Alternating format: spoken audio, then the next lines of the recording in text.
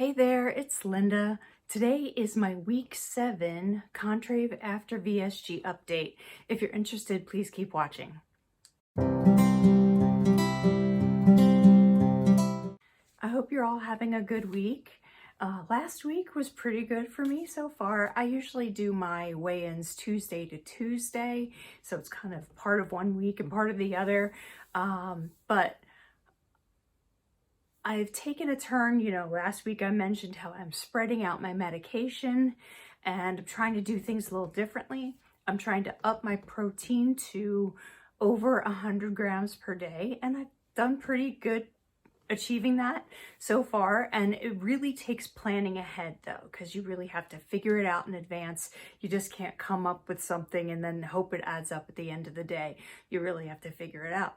So that's what I've been working on as well, is doing my meal tracking in advance on my Lose It app. And I like it a lot. And I've been watching Tammy from Keto in the Chaos. I've been like binge watching a lot of her stuff.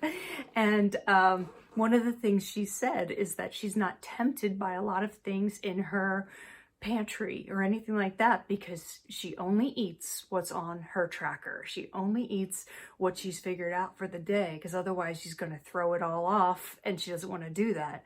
So I think that's really interesting. It's just kind of a mental thing, like, nope, this is my meal plan for today and I'm not doing anything else. And I kind of get that now that I've been doing it. But I've been having trouble at night. I'll use all my calories by dinner. So it'll be like 6 o'clock and I know I can't eat anything until bedtime, but then it gets to like 8:30 and I'm really wanting something and I wind up going over my calories. So if I'm meal planning in advance, I can leave a snack or two for the evening and really be careful to make sure I leave that so that I don't go over and eat way over my calories each day. So far, it's been really helpful, and I kind of look forward to that instead of thinking deprivation all the time. So 2 things that she does is she keeps data. So she writes everything down, her calories, her protein, and all that. But she also takes her weight every single day and she averages out the weight for the week. So she doesn't just take the weigh-in day. I'm not ready to do that yet, but I like the concept of it. So the other thing she does an average of the calories for the week. So I have been doing this because it kind of gives me a gauge on how much I lost last week, but what was my average calories? And then maybe I want to bring that down a little.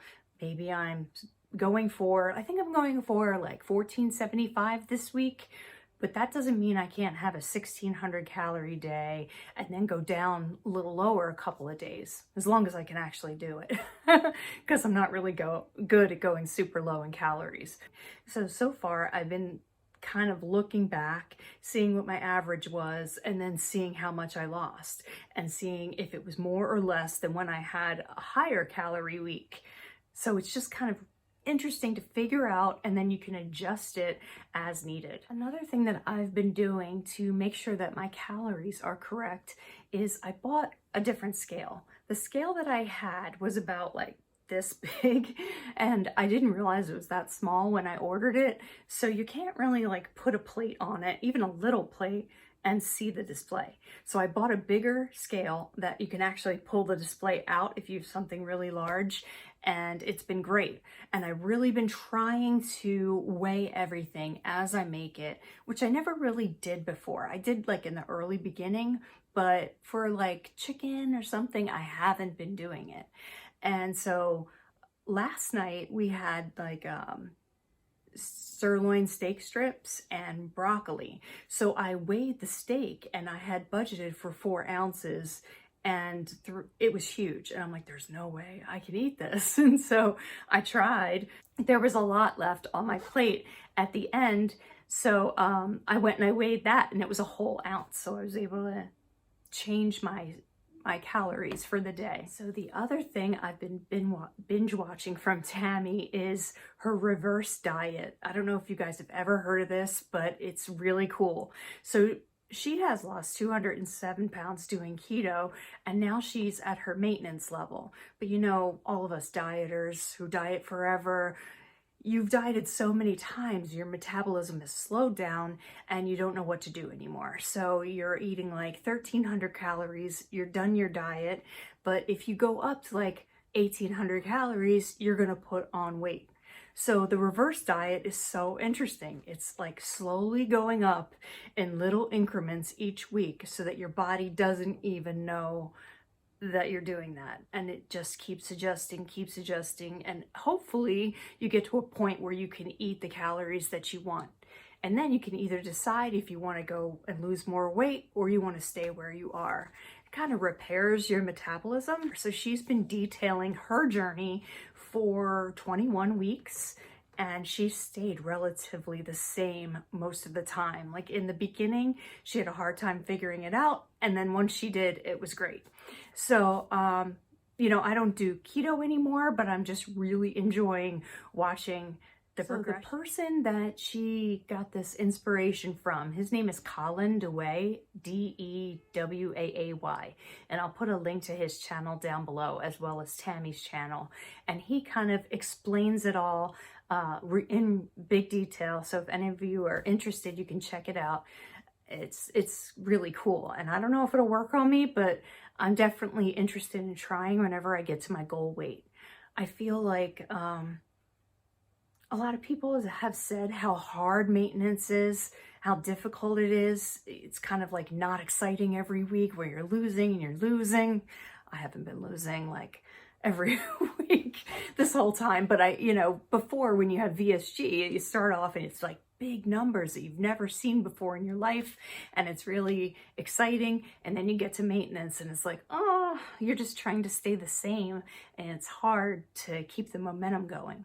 So I'm kind of glad that I found this, because I feel like I have a plan. I know exactly what I'm going to do whenever I reach goal, unless I get really stuck in the meantime and I don't get the goal. I might even start it sooner, but I just like having a plan. Okay, time for the weights. So last week I was 168.6, and that was a loss of 0.6 pounds. This week I am 167.8, and that's a loss of 0.8 pounds, with a total loss of 12.3 so far. Yay! Now I know my goal was 167.7, and I did actually hit that a couple of days ago, and then I went up and then I went down. So it's kind of figuring it out still. But it turns out that 167.7 was not my March 12th weight that I thought it was. My lowest weight was actually 166.2. And I don't know why I've had 167.7 stuck in my head this whole time, but it's 166.2. So I guess I'm aiming for that now. I looked it up on my Lose It app and I couldn't believe it. I'm like, I was totally wrong this whole time.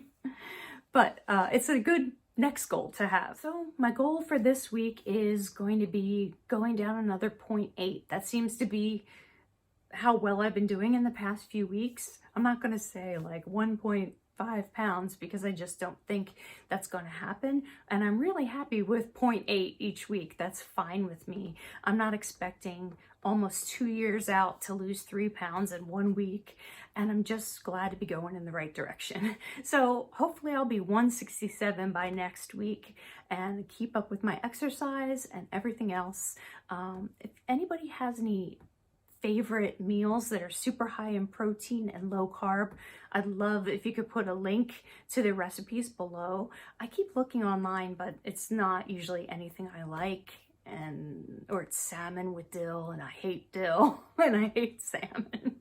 So I'd love if you guys have favorite meals that you have on your diets. I would love to know.